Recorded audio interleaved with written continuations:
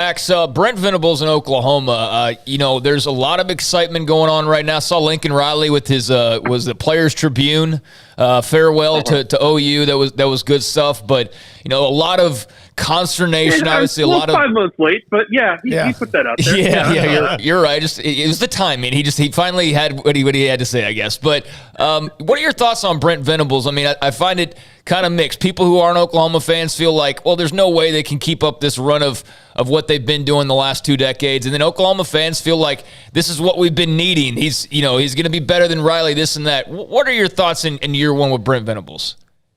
Yeah, it is interesting the way you've seen Oklahoma fans turn on Lincoln Riley. And, to what extent is it kind of like revisionist history to say some of the things that you've seen? And again, not to put too much stock in Twitter or anything, but it does seem like some OU fans sort of feel like, oh, man, we were like getting worse under Lincoln Riley and stuff, which I don't really know that I buy that. But I think that I think that, like, where are they in the SEC is kind of a different conversation. Where are they in the short term here? Like, I do think Brent Venables is going to take it in a different direction, but I think in a direction that they're still going to get really good players on that team. And I do think they're going to probably be a Big 12 title contender for the rest of their time in the conference, however long that is. I think that there's going to be some adjustments to it, and there's probably going to be some players that maybe aren't totally on board with when you sign for a certain coach and then it all changes over.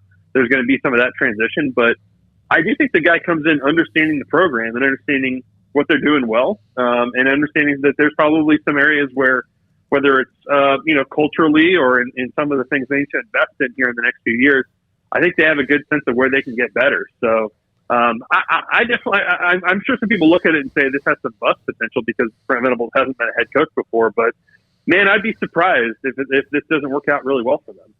Why would you say that people don't think Brent Venables could be a good head coach? Just because it's been he's had opportunities. He's maybe an older start as a head coach than most would be. No, I think people would just look at Oklahoma and say, whenever they go into the SEC, and if that's sooner than later, is there going to be, certainly a period there at the start where you're not as successful, where the schedule's a lot harder and the record's a lot different, and how does, how do you, build from there and become an SEC contender? I guess we just don't know when that day is going to come. But I'm sure some people, I don't know. I've seen a little bit of that, probably not among Oklahoma fans, certainly not among them. I think they're like, he's one of us. He's put a perfect staff together.